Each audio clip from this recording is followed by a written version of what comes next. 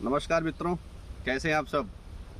पिछले वीडियो में हम निवेश से संबंधित कुछ बात आपसे कह रहे थे और उसमें मैंने आपको ये बताया था कि जिस तरीके से एक व्यापारी अपने निवेश को करने से पहले बहुत सोच विचार करता है और तब जा कर के वह अपनी पूंजी को लगाता है। इसी प्रकार से हमने समय के संबंध में कहा था कि समय भी एक प्रकार की पूंजी है और उस पूंजी का प्रयोग भी पूरी सूझबूझ के साथ हमको करना चाहिए। मित्रों, आज आपके साथ एक नवीन विचार के साथ हूँ। तो वह विचार ये है कि जो विचार है ये भी एक प्रकार की पूंजी ही है और जिस तरीके से धन आपके विभिन्न कामों को करने में आपको सक्षम और योग्य बनाता है, जिसका मतलब इकोनॉमिक टर्म्स में इसको कहते हैं ना कि आपकी परचेजिंग कैपेसिटी को डेवलप करता है।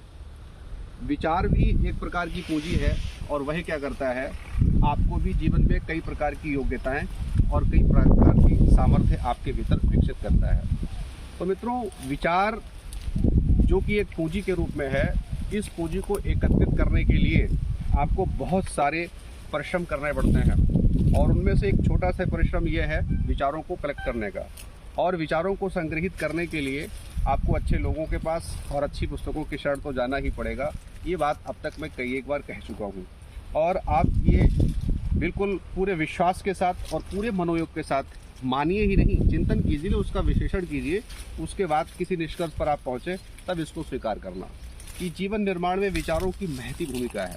और जिस व्यक्ति के पास वैचारिक दरिद्रता होती है, वह व्यक्ति कितना भी धन को लेकर के कभी भी जीवन को जी नहीं पाता है।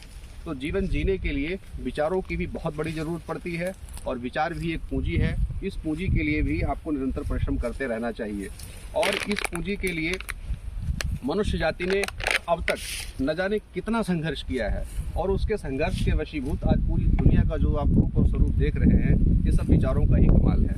आज की इस तकनीकी दुनिया में आपके पास एक मोबाइल फ़ोन है, इसमें से भी अच्छे और श्रेष्ठ विचारों का चयन आप कर सकते हैं जो कि आपके लिए सहजता से ही उपलब्ध है।